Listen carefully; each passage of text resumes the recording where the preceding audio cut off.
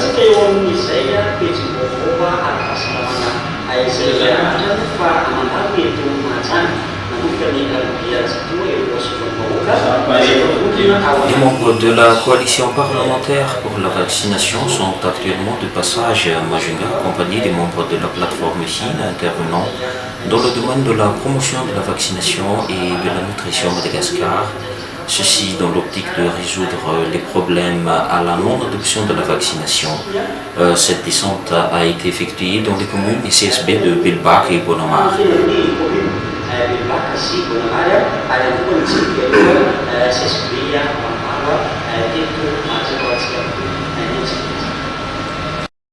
À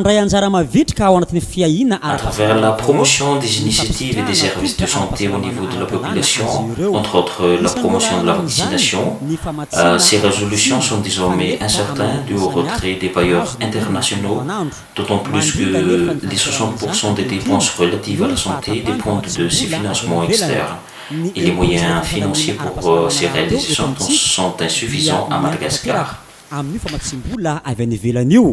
Tsy ampy ny teti-bola natokana antarana izany eto Madagasikara noho io antony io indrindra nanao fitsidiam-paritra.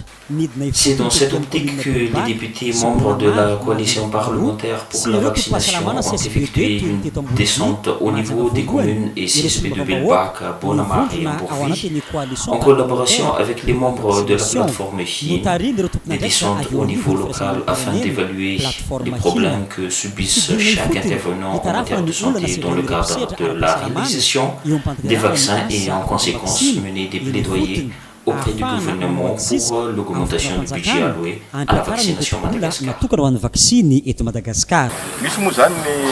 Nous, députés membres de la coalition parlementaire pour la vaccination, avons effectué des descentes au niveau de la commune de Belbak, district Majunga 2, accompagnés par les autorités locales et les membres de la plateforme de la société civile, KINA. L'objectif de cette initiative est d'évaluer les potentiels problèmes en termes de vaccination et ce au niveau des centres de santé en termes de disponibilité de produits vaccins. Comme vous le savez, effectivement, nous, les membres parlementaires, sommes ceux qui élaborons le budget. De ce fait, il est vraiment nécessaire de voir de près le budget alloué à la santé, surtout à la vaccination, étant donné que nous dépendons encore des subventions externes telles que le Gavi. Ainsi, nous effectuons des séances de plaidoyer au niveau du gouvernement pour que le budget malgache alloué à la vaccination augmente chaque année et pour qu'il n'y ait aucun enfant malgache oublié en termes de vaccination. De ces descentes, telles que nous entreprenons, sont les moyens les plus efficaces d'évaluer les réalités que vivent chacun au niveau local. Nous allons ensuite restituer ces constats auprès du gouvernement pour qu'ensemble nous puissions apporter des solutions pour que tous les enfants malgaches profitent de ces vaccins. Les approches auprès de la population locale via les agents communautaires ont vraiment des répercussions positives dans le cadre de la promotion de la vaccination et le retrait de ces bailleurs internationaux affecte les initiatives à l'atteinte de ces objectifs de vaccination.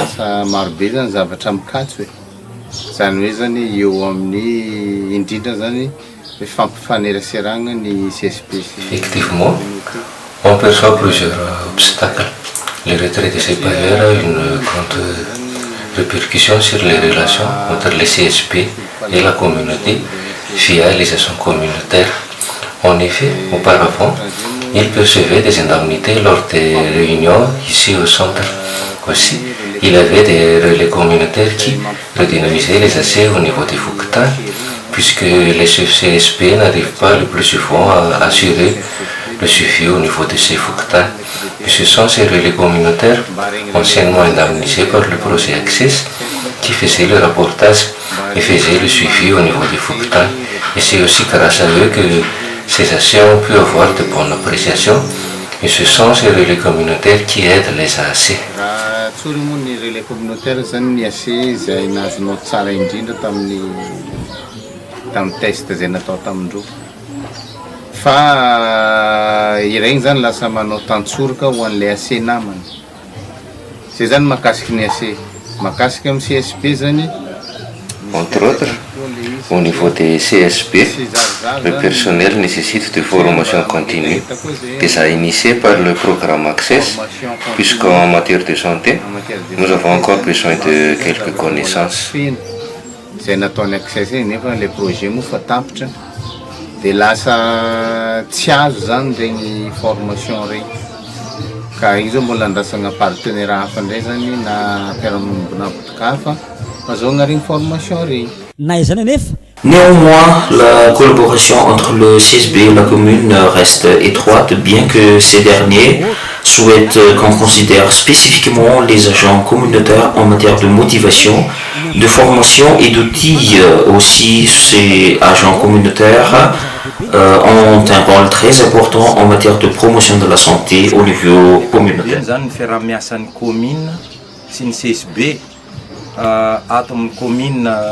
Bonamary misy anay sy eto Belbaka zay zao eto Belbaka dia mirindra araka tokony ho izy satria mifandray tsara raha ohatra ka amin'ny commune Bonamary manokana dia ny marary Collaboration entre les personnels de la santé et ceux de la commune Bonamary et Belbaka est harmonisée puisque les malades qui ne peuvent pas être pris en charge au niveau du centre Bonamary sont référés à Belbaka en raison de la présence des médecins à Belbaka. Aussi, chez nous, on s'en reculé.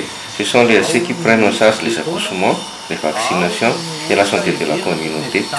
Et en l'absence de ces partenaires qui financent les communes, ces AC ne perçoivent pas d'indemnité. Mendraikitra ny fanaovana vaccine, mendraikitra ny fahasalamany vahoaka any ambanivolo any. Fa ny zavatra misy raha vatsio le mpiara-miombonantoka mamatsy magnampy ny commune amin'ireo zavatra amin'ireo olona reo dia raha ohatra izy ka mahazo indemnité vola kely rehefa lasa mpiara-miombonantoka dia miala zay indemnité zay vokatra an'izay miraviravy tanana reo. Mangataka zahay amin'ny fondram-panjakana mba hasiana fanampiana mahakasika reny AC.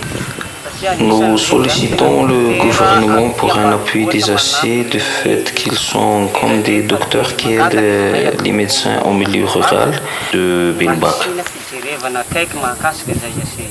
raha ny firasamon'ny-pirenena ina manokana no resahana.